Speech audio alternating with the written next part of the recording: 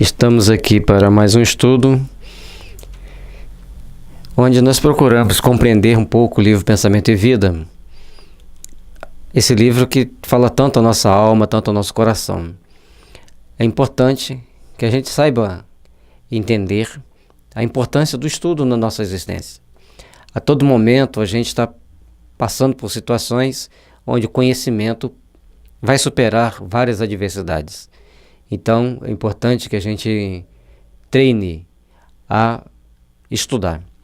E o Pensamento e Vida vai mostrando para nós a importância de estudarmos por um outro prisma, visando o aprimoramento ético, moral da nossa mente, mas principalmente sabendo que nós teremos que arcar com as consequências de nossos atos ao longo de nossas existências. Ou seja, nós teremos que deparar com outras situações, em outras existências, em outras vidas, e que elas estarão sedimentadas no que acontece nessa vida aqui. Pensamento e Vida, item 4, instrução. Já se disse que 2 asas conduzirão o espírito humano à presença de Deus. Então, nós precisamos aprender a desenvolver essas nossas asas, aprender a desenvolver os bons sentimentos e os bons conhecimentos, para que realmente possamos desfrutar da liberdade e da importância de caminharmos para Deus. Uma chama-se amor, a outra sabedoria. Se soubermos unir o amor e a sabedoria, conquistaremos várias etapas da nossa evolução de uma forma muito mais prática, porque muitos de nós, ao depararmos com momentos onde temos que usar o amor, como fica a situação se nós não soubermos desenvolver esse amor, não tivermos desenvolvido este amor na nossa vida. Em outros momentos, nós vamos deparar com a necessidade da sabedoria, e para isso precisamos de estudar. E poderíamos até acrescentar mais uma: saber desenvolver uma postura psicológica ideal para cada momento, para cada situação. Pelo amor, que acima de tudo é serviço aos semelhantes, a criatura se ilumina e a formoseia por dentro, emitindo em favor dos outros o reflexo de suas próprias virtudes. Então, à medida que a gente vai aprendendo a amar, que a gente vai tomando consciência de que o outro existe, a gente vai tomando consciência de que existe uma sociedade, então, diante disso, a gente precisa, ou melhor, a gente consegue iluminar-nos internamente. E ao nos iluminar internamente, nós vamos conseguir produzir algo de mais útil dentro do meio que nós estamos inseridos, dentro da nossa sociedade. Portanto, com isso nós vamos fazer com que nós possamos estar construindo um mundo de possibilidades que vai além daquilo que a gente imagina, porque nós ainda não sabemos e não conseguimos dimensionar a força e as possibilidades que tem o amor. Esse reflexo das nossas virtudes, ao levarmos aos nossos semelhantes, elas sempre nos farão absorver mais luz e principalmente auxiliar mais os nossos irmãos.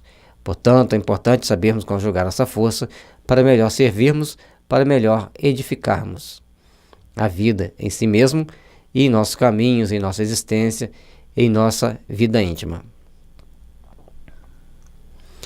E pela sabedoria, que começa na aquisição do conhecimento, recolhe a influência dos vanguardeiros do progresso, que lhe comunicam os reflexos na própria grandeza, impelindo-a para o alto. Essa questão, vamos fazer uma observação seguinte: tudo no mundo atual que nós vivemos é baseado em pessoas que foram estudando e aperfeiçoando conhecimentos. Nós vemos, quando Maxwell desenvolveu a eletrônica, as principais fórmulas de eletrônica, ele desenvolveu as principais formas do eletromagnetismo, Ao desenvolver essas fórmulas do eletromagnetismo, ele então consegue criar o princípio básico para que pudéssemos desenvolver os geradores elétricos com segurança, os motores elétricos, mas a partir dali, outros vieram trazendo outras fórmulas e mais outras fórmulas, e com isso criou-se uma estrutura de aprendizado e de conhecimento.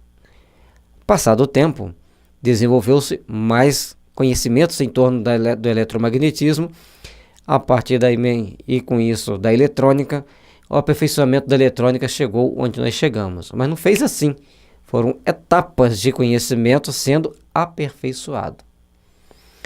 Então, a gente que tem a formação em engenharia, a gente sempre tem a ideia, a mente que tem que aperfeiçoar aquilo que já existe. Como isso aqui pode ser aperfeiçoado para daqui a 1 ano, para daqui a 10, para daqui a 20, 50 anos. E quando você acha que aquilo já foi aperfeiçoado ao máximo, vem alguém e cria alguma coisa diferente. Baseado em quê? Em livros. Da mesma forma, no aspecto religioso, tudo tem que evoluir. O nosso conhecimento tem que passar por um processo de aperfeiçoamento.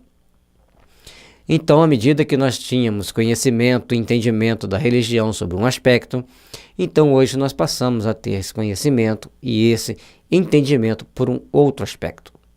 E com isso a gente vai crescendo e a gente vai se fortalecendo para adquirir novos conhecimentos. Através do amor, nos valorizando através do amor, valorizamos-nos para a vida. Através da sabedoria, somos pela vida valorizados. Então, quanto mais você adquire amor, mais você se valoriza, mais você se posta diante da vida com mais responsabilidade, com mais respeito e procura ser útil à sociedade onde você está. E com a sabedoria, nós seremos valorizados pela vida, porque quando nós temos o conhecimento, pessoas virão até nós para buscar um pouco desse conhecimento e outras situações vão acontecendo para que a gente possa aperfeiçoar os nossos entendimentos e os nossos conhecimentos. Daí o imperativo de marcharem juntas a inteligência e a bondade. Então, ao longo da nossa existência, ao longo dos nossos trabalhos de realização, nós temos que aprender a colocar em prática a inteligência e a bondade. E associar a inteligência e bondade significa que nós já estamos adquirindo sabedoria. Isso significa que nós já estamos pensando que existe algo mais, que realmente é uma das chaves principais para o desenvolvimento humano. Bondade que ignora é assim como um poço amigo em plena sombra, a descedentar o viajor sem ensinar-lhe o caminho. Então, se imagine um enfermeiro trabalhando, ele é muito bonzinho, ele atende todo mundo muito bem, mas na hora de tirar o sangue, ele fura o braço da pessoa todinho para tentar achar a veia. Então, ele é muito bom, muito bonzinho, mas na hora dele fazer alguma coisa que ele precisa ter conhecimento, se ele não tiver, olha o desastre que vai ser. Quantas agulhadas a pessoa vai tomar de graça?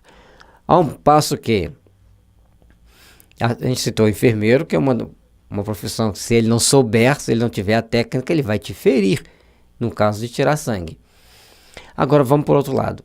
A inteligência que não ama pode ser comparada a valioso poste de aviso que traça o roteiro ao peregrino informes de rumo certo, deixando sucumbir ao tormento da sede.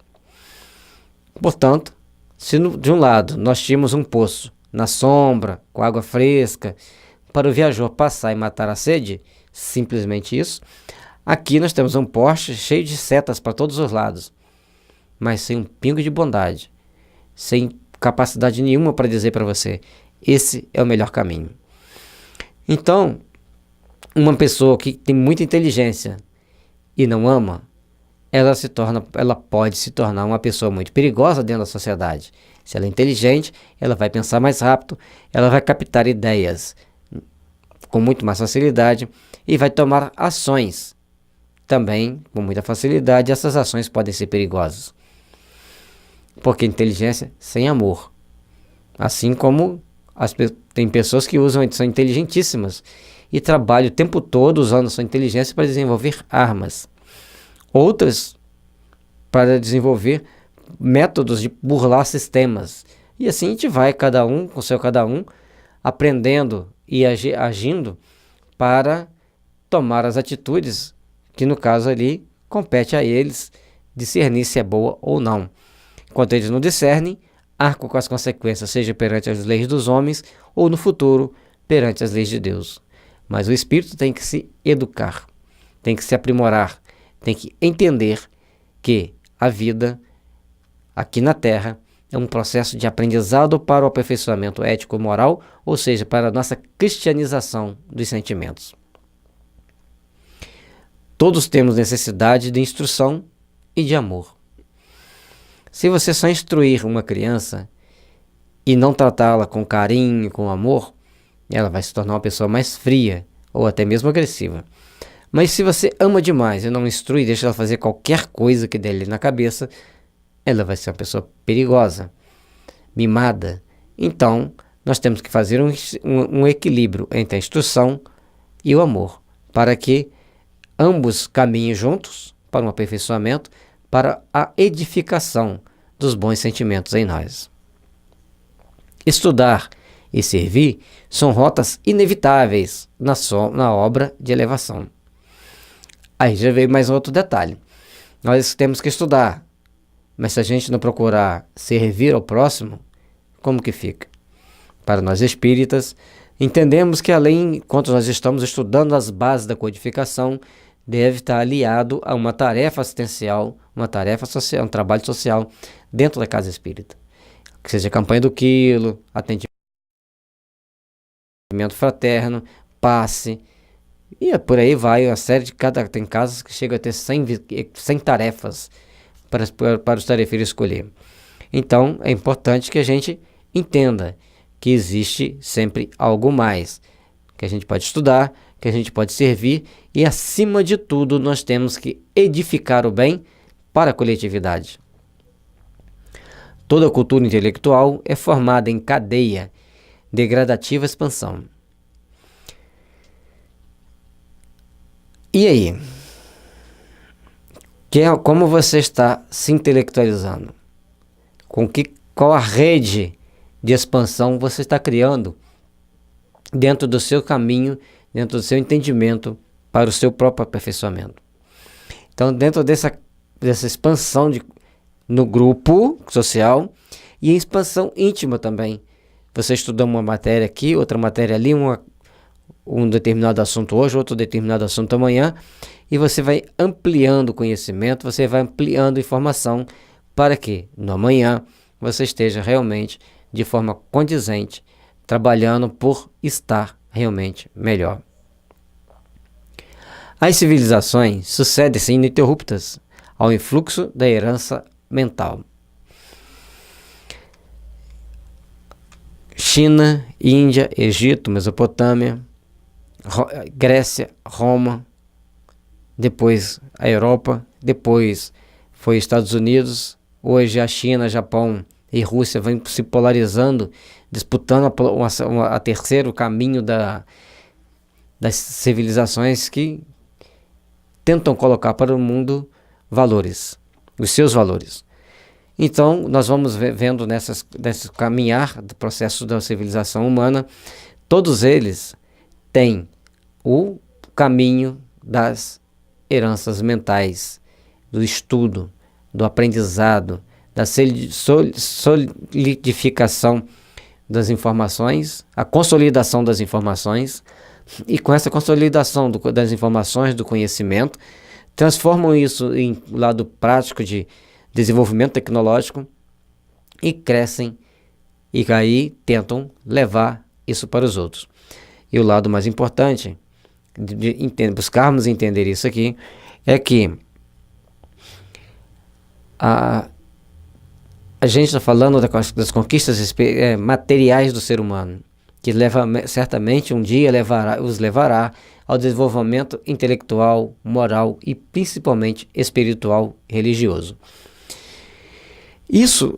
Essa parte intelectual normalmente leva as pessoas a um certo ceticismo se ela não tiver uma religião ou uma filosofia de vida que lhe dá um rumo, um norte para valorizar as coisas divinas.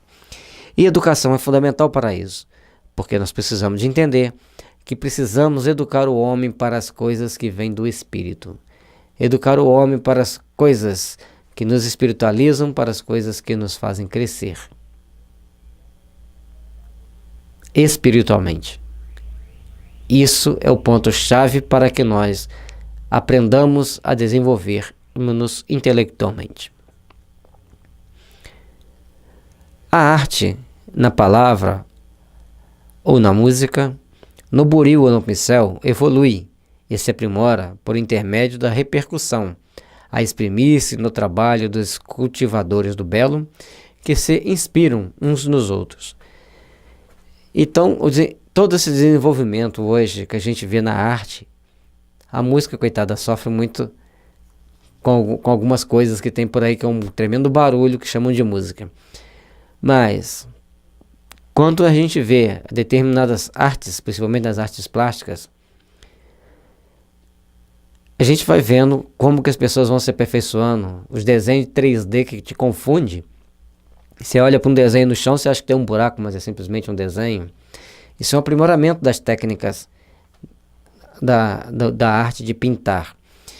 Teve um outro artista, porque ele fez várias estátuas de mármore e um véu no próprio mármore cobrindo o rosto. Quando você olha para aquele rosto, você vê que tem um rosto aparentemente dentro do mármore, só porque ele soube manusear o buril de forma a criar aquela ilusão ótica. Porque o mármore não é transparente, ele é opaco. Então, quando você olha para um rosto e tem a sensação de que tem um véu na frente, é porque tem ali a habilidade de um exímio artista.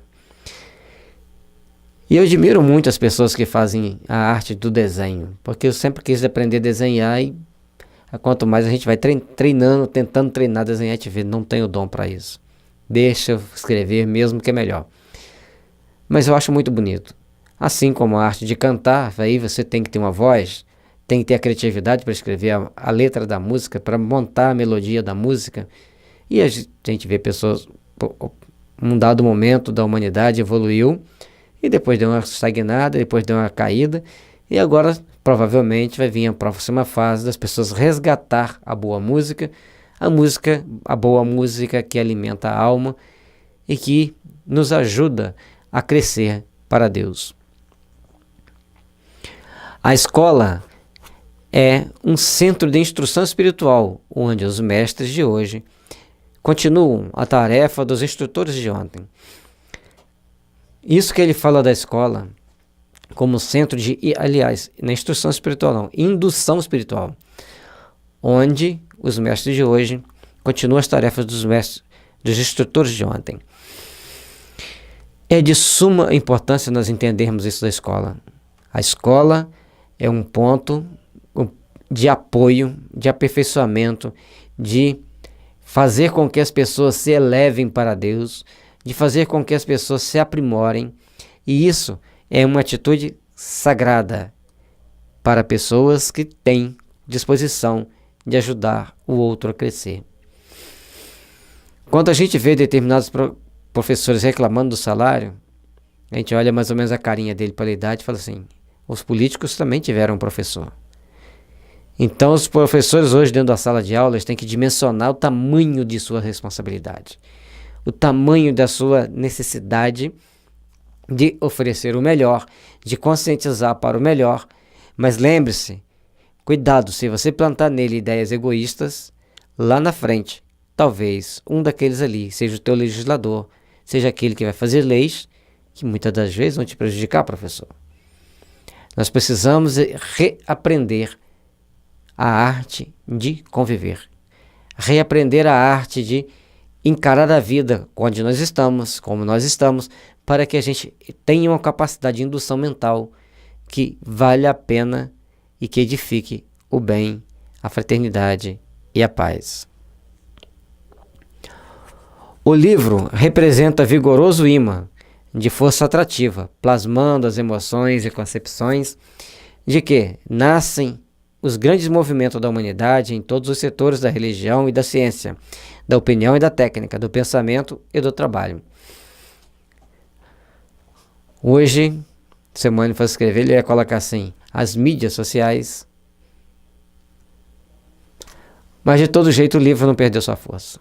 O livro é uma fonte de luz, uma fonte de conhecimento, uma fonte de valores que às vezes transcendem as nossas parcas, o nosso parco entendimento, nossas parcas disposições de sermos realmente melhores. E além do mais, depende de quem escreveu. Algumas pessoas escrevem coisas que realmente, para quem está buscando se espiritualizar, não vale a pena ler. Mas todos nós estamos aqui na Terra para aprendermos que a religião e a ciência vai nos levar a termos uma opinião e termos uma técnica, um pensamento, um entendimento e um trabalho. Pensar, entender aquilo que a gente aprendeu ou buscou aprender, refletir sobre aquilo tudo que nos está sendo passado e ver onde está a lógica, onde está a coerência. Aí nós desfrutaremos de uma vida melhor, de um mundo melhor e edificaremos a paz e a verdadeira harmonia em nossos corações. Portanto, temos que aprender a nos espiritualizar mais, para que nós tenhamos muita religiosidade e às vezes religião não vai ser uma coisa tão importante. Por esse dínamo de energia criadora, encontramos os mais adiantados serviços de telealimentação, porquanto, a imensas distâncias no espaço e no tempo, incorporamos as ideias dos espíritos superiores que passaram por nós há séculos. Se os livros não existissem, quantos conhecimentos maravilhosos se perderiam? Manter a tradição boca a boca, com a dimensão que a humanidade tem hoje, ficaria muito difícil. E como manter as informações boca a boca, se às vezes nós estamos tão distantes? Por exemplo, da China para as Américas, das Américas para a Europa, da Europa para a África, da África para as Américas e para a Ásia. Ou seja, o livro é uma grande ferramenta, abençoada ferramenta, no qual nós temos muita responsabilidade do que vamos grafar. Porque ao grafarmos em um livro, estaremos influenciando mentes. E lembre-se, quando Jesus colocou que se fizéssemos o mal, ou pretendêssemos fazer o mal a um dos pequeninos, ou um daquelas almas ingênuas e puras que existe no mundo, é melhor amarrar uma pedra da mó que o jumento puxa nos engenhos e se atirar ao mar. É muito sério. Olha o que ele diz quando as pessoas se predispõem a fazer o mal. Então nós temos que ter cuidado, principalmente hoje com as mídias sociais, com a internet, com os sites, com os blogs. Prestem atenção no que escrevam, porque é triste a reparação. A hora de reparar é aquela hora ímpar, onde o espírito vai deparar-se consigo mesmo, frente às leis divinas. E aí pesa-lhe a força da consciência. Sócrates reflete-se nas páginas dos discípulos que lhe comungavam a intimidade e ainda hoje consumimos os elevados pensamentos de quem foi ele o portador. E de onde ele trouxe? Ele já era o espírito pronto quando nasceu? Ou ele era um médium que os mentores intuíam aqueles pensamentos? Talvez as duas coisas. Já nasceu com sabedoria, trazidas de outras vidas, e recebeu em fluxo um apoio, a força de seus protetores e seus mentores. E aí nós temos as maravilhas que Sócrates trouxe para a humanidade. Os grandes ideais e os uma exímia coordenação dos pensamentos para nos instruir, para nos dar bases sólidas, embora filosofando de forma muito abstrata, para a gente enfrentar a realidade. Parece paradoxal, mas sem termos uma base sólida das coisas abstratas, como que a gente vai encarar a realidade? Fica difícil. Retrata-se Jesus nos livros dos apóstolos que lhe dilataram a obra, e temos no Evangelho um espelho cristalino em que o Mestre se reproduz por divina reflexão, orientando a conduta humana para a construção do reino de Deus entre as criaturas. Mais uma vez, nós temos diante de nós a importância do livro. E aqui é nada mais, nada menos que o Evangelho, que foi grafado. E aí olha a importância das passagens passadas boca a boca. 4 evangelistas escreveram o Evangelho sobre a vida de Jesus. Poucas passagens são iguais. Cada um a seu jeito, construiu os textos de acordo com as informações que ele retinha do boca a boca e com aquelas que ele vivenciou. Então, são criaturas que vieram à Terra, os apóstolos, para passar para o papel todo aquele conjunto de informações que Jesus trouxe para nós. E até hoje serve ao mundo. E se a gente dependesse de passar isso boca a boca, se perderia no tempo, na poeira dos séculos. Portanto, por estar no papel, e hoje, por estar nos arquivos de PDF, a gente pode abrir em qualquer computador, notebook, celular e ter acesso a essa manancial de luz que é o Evangelho. Conhecer é patrocinar a libertação de nós mesmos, colocando-nos a caminho de novos horizontes na vida. Então, nós temos que aprender a conhecer para a gente estar livre. Então, em todo momento da nossa vida, com relação a qualquer assunto, quando você não o conhece, você vai deparar com todas as dificuldades para enfrentar esses momentos que certamente serão de crescimento se você souber aproveitar bem. Caso contrário, as coisas se complicam para você, porque desperdiça-se as principais oportunidades de conhecer, de refletir e libertar-se dos enganos e dos equívocos, que quem conhece sabe melhor escolher. Corre-nos, pois, o dever de estudar sempre, escolhendo o melhor, para que as nossas ideias e exemplos reflitam as ideias e os exemplos dos paladinos da luz. Então, é nesse momento que nós temos que fazer uma grande reflexão. A nossa conduta aqui hoje, aquilo que nós viemos falando, aquilo que nós vamos refletindo sobre os ensinamentos do Cristo, está condizente com o que pensam os paladinos da luz, os grandes espíritos que gerenciam a vida na Terra?